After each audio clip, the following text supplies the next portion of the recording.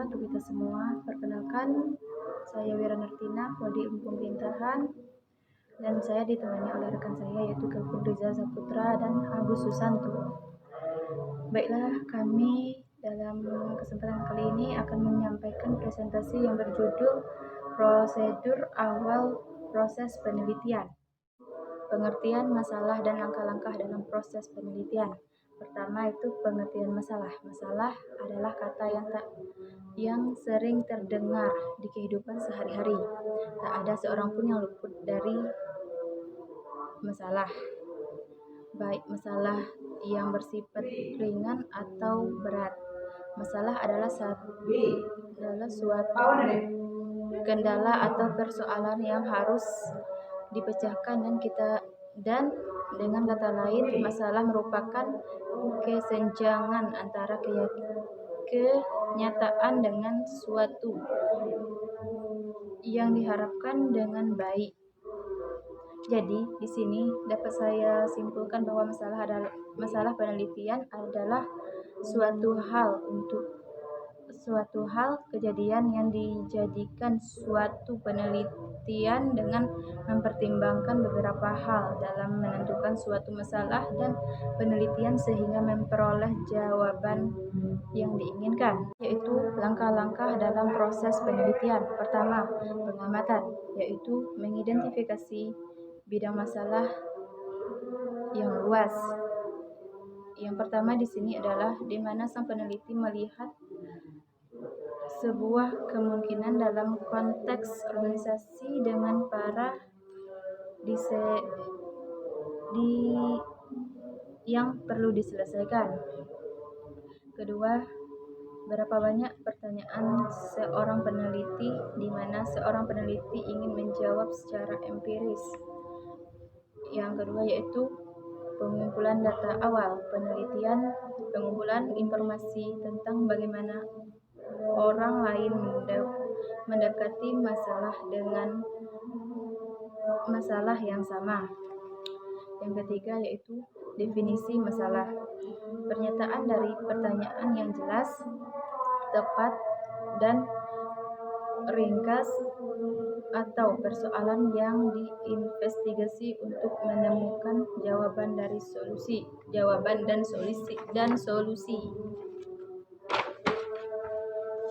Keempat itu kerangka teoris dengan cara menguji secara mendalam setiap aspek atau secara teknis variabel yang tercantum dalam penelitian. 5. Penyusunan hipotesis, hubungan yang diperlukan secara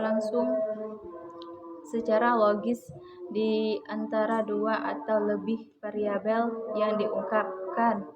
6. Desain penelitian.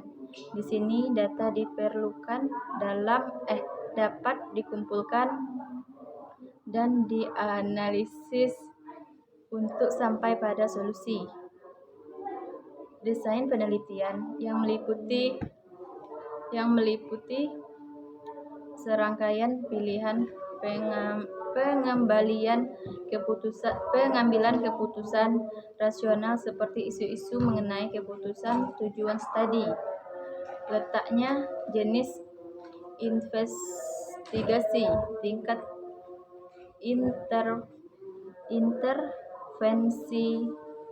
intervensi peneliti, aspek temporal dan level analisis data.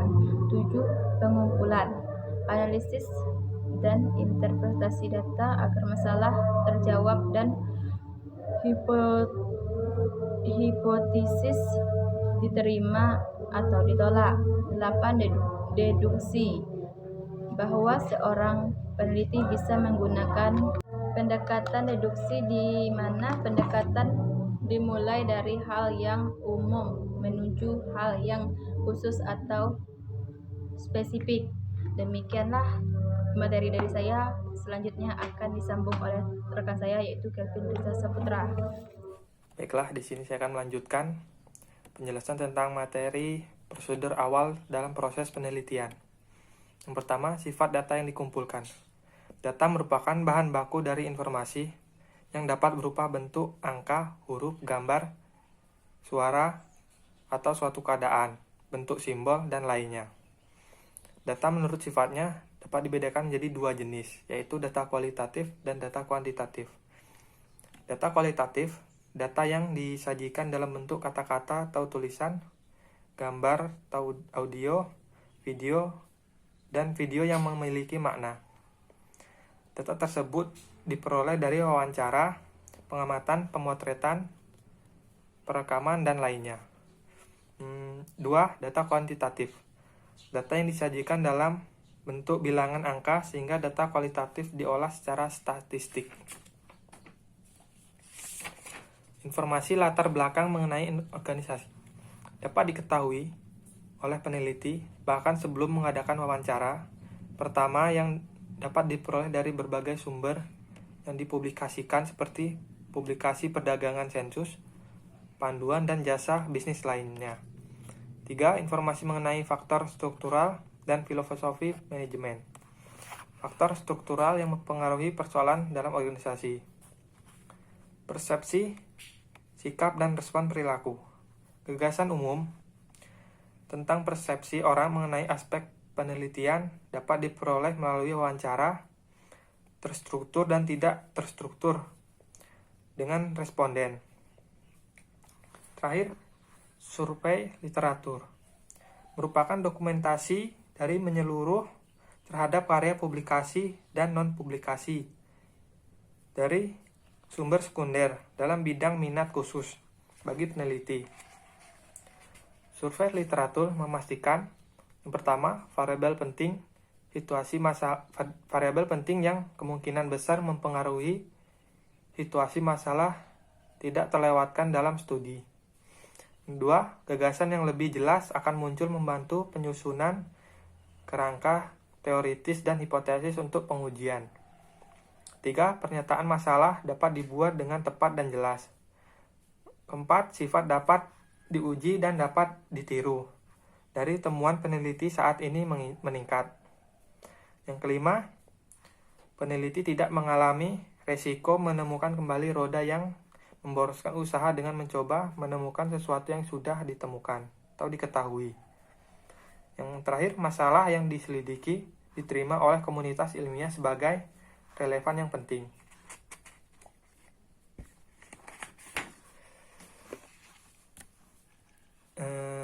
Terdapat 3 langkah dalam mengadakan survei literatur, yaitu mengidentifikasi sumber relevan. Ada 3 basis data yang dapat digunakan ketika meninjau literatur, yaitu basis data bibliografi yang hanya menampilkan kutipan, bibliografi yaitu nama penulis, judul artikel, sumber publikasi, tahun, jilid, dan jumlah halaman. Kedua, basis data abstrak yang sebagai tambahan memuat abstrak dan ikhtisar artikel. 3. Basis data teks lengkap yang menyediakan teks lengkap artikel. Mengumpulkan informasi relevan. Pengumpulan informasi yang relevan dapat diketahui atau dapat dilakukan dengan pencarian bahan baik di perpustakaan maupun secara online. 3. Menulis survei literatur. Survei literatur hendaknya menampilkan semua informasi yang relevan dengan cara yang meyakinkan dan logis secara beraturan. Baiklah, saya di sini akan melanjutkan materi selanjutnya. Yang pertama, menentukan masalah penelitian secara jelas dan tepat. Berdasarkan tingkat eksplanasinya, masalah penelitian bisa diklasifikasikan ke dalam 3 jenis bentuk masalah penelitian, yaitu deskriptif, komparasi, dan asosiasi. Ari Kunto, 1993. Pertama, permasalahan deskriptif. Permasalahan deskriptif adalah suatu permasalahan yang berkenaan dengan variabel mandiri yaitu tanpa membuat perbandingan dan menghubungkan antar variabel. Yang kedua, permasalahan komparatif. Permasalahan komparatif adalah suatu permasalahan penelitian yang bersifat membandingkan keberadaan suatu variabel pada 2 sampel atau lebih. Yang ketiga, permasalahan asosiatif. Menurut Sugiono 2011 halaman 36, permasalahan ini menghubungkan 2 variabel atau lebih, baik berupa berhubungan simetris, kausal maupun interaktif. Cara menulis survei literatur atau tinjauan literatur. Pertama, variabel penting yang kemungkinan besar memengaruhi situasi masalah tidak terlewatkan dalam studi. Yang kedua, gagasan yang lebih jelas akan muncul. Misalnya variabel apa yang paling penting untuk dipertimbangkan. Sifat hemat. Mengapa variabel tersebut dianggap penting dan bagaimana variabel diinvestigasi untuk memecahkan masalah. Dengan demikian, survei literatur membantu penyusunan kerangka teoritis dan hipotesis untuk pengujian. Yang ketiga, pernyataan masalah dapat dibuat dengan tepat dan jelas. Yang keempat, sifat dapat diuji dan dapat ditiru dari temuan penelitian saat ini meningkat. Yang kelima, penelitian tidak mengalami risiko menemukan kembali roda yang memboroskan usaha dengan mencoba menemukan kembali sesuatu sudah diketahui. Yang keenam, masalah yang diselidiki diterima oleh komunitas ilmiah sebagai relevan dan penting. Baiklah, sampai di sini penjelasan dari saya. Sekian dari saya. Wassalamualaikum warahmatullahi wabarakatuh.